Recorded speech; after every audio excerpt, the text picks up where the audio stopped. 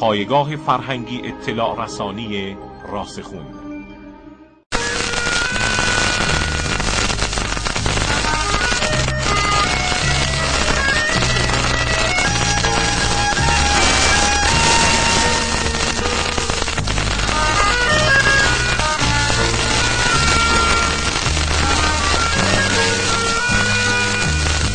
بچه‌های مدرسه وقت.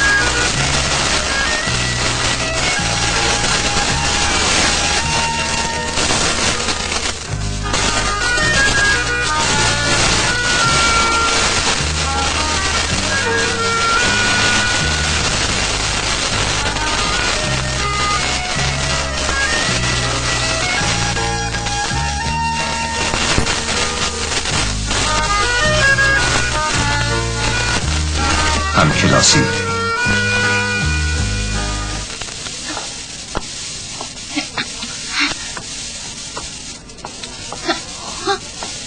من مطمئنم نخواستی به ما نشون بدی. چی کارش داریم؟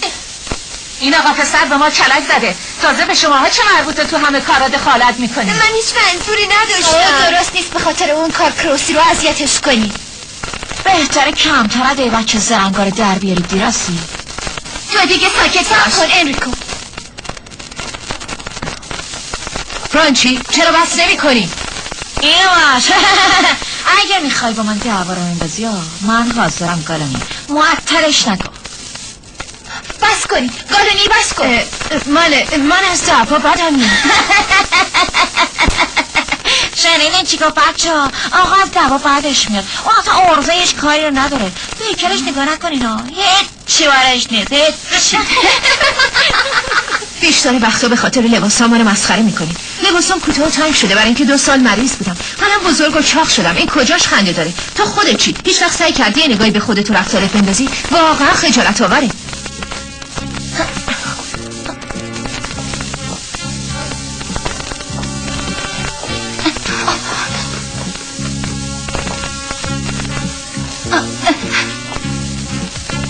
ولشون کن دعوا نکن گالونی. چیزی نیست من کاریش ندارم نگران نباشین.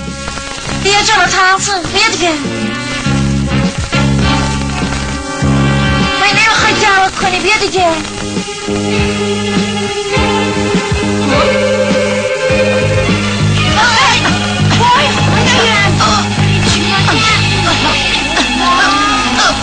چه زوری داره.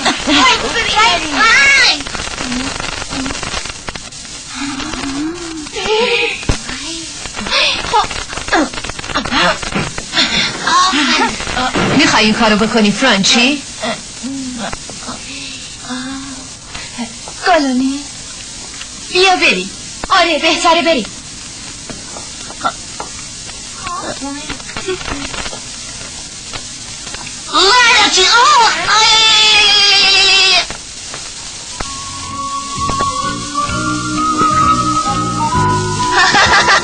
چقدر خوشحالم. گالونی واقعا اونو ترسون.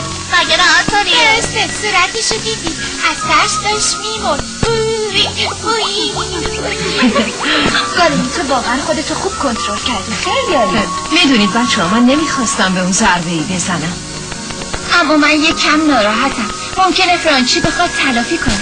راستی کروسی کجاست؟ اون با ما اومد بیرون.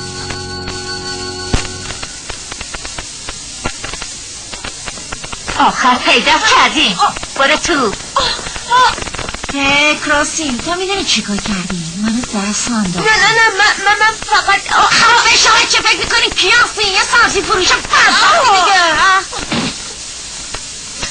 هی بچه نشونش بدین مادرش چی کار میکنه. باشه. آها من سبزی دارم. از من سبزی بخرین خواهش میکنم. سبزی؟ نه بچه تو بلد نیستی. بیا پایین خودم آداشو بهتر در میارم. من سبزی فروش هستم. خانم لطفا سبزیای منو بخرین. کلم و حبیتم دارم همش تازه است. تو رو خدا ازم خرید کنین. ازم بخرین سبزیای خوب دارم. کلم و حبیت دارم. دیگه پشت مادرم هم نزدی وگرنه چی کراسی؟ میخوای بره به طرف من بندازی؟ خب این کارو بکن ببینی. کراسی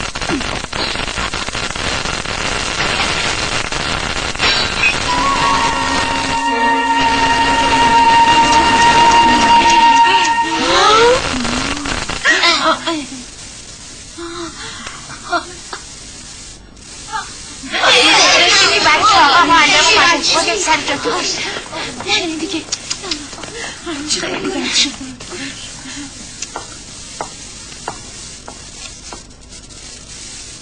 کی شیشه رو پرت کرد؟ پرسیدم کی شیشه رو پرت کرد؟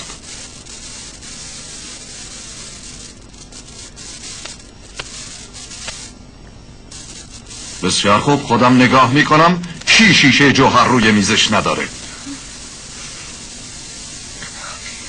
ببخشید آقای معلم، من اون شیشه رو پرت کردم.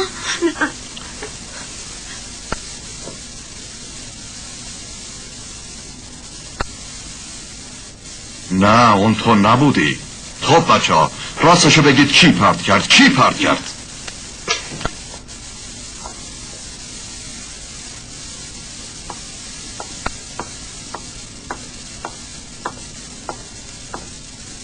کروسی تو این کارو کردی؟ من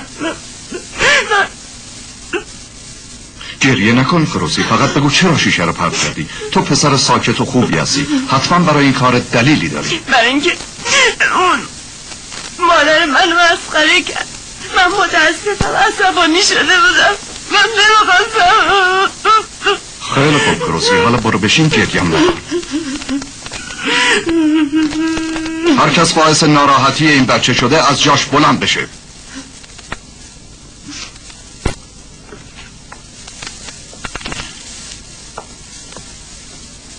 حدس میزدم کار شماها باشه. شماها باعث ناراحتی این پسر بیگناه شدید که نه تنها تقصیری نداشته بلکه کاری بس شرافتمندانه انجام میده. شما مادر کروسی رو مسخره کردید. شما کار خیلی بدی کردید، کار خیلی زشتی انجام دادید. شما نفرمها.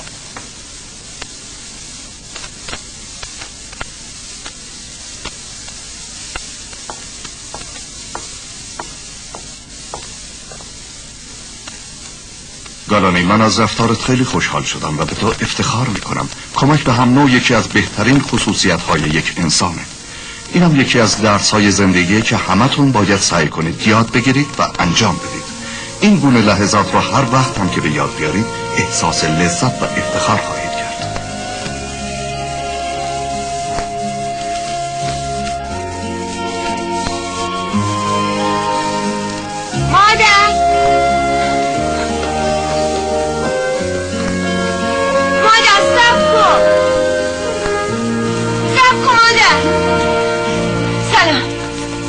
سلام پسرم، امتحانت خوب شد؟ فکر میکنم. اجازه بدین بقیه‌شو من بفرستم. پسرم. نه مادر، خودم میتونم. سبزی تازه، کلم، هویج، سیب زمینی، کلم. صبر کن منم بیام. صبر کن.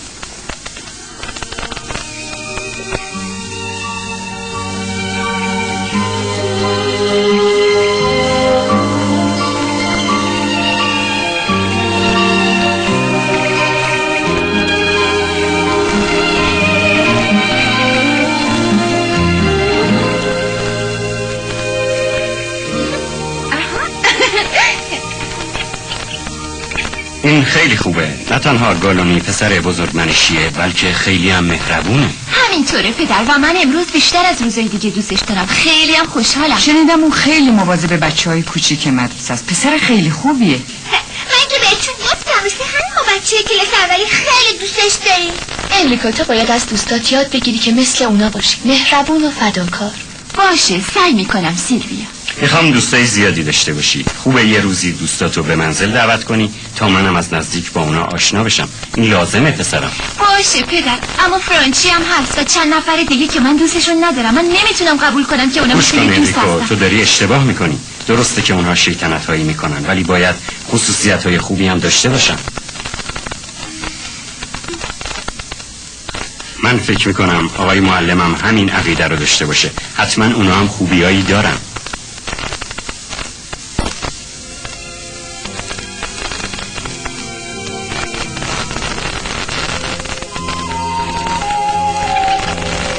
اگرچه پدرم راست میگه که حتی یه بچه بدم ممکنه خصوصیت خوبی داشته باشه، اما به جای اینکه بدونم کدوم دوستم خوبه و کدوم بد، باید سعی کنم با داشتن دوستای بیشتری خصوصیات خوب اونا رو پیدا کنم و با رفتار خوب گالونی حتما موفق میشم.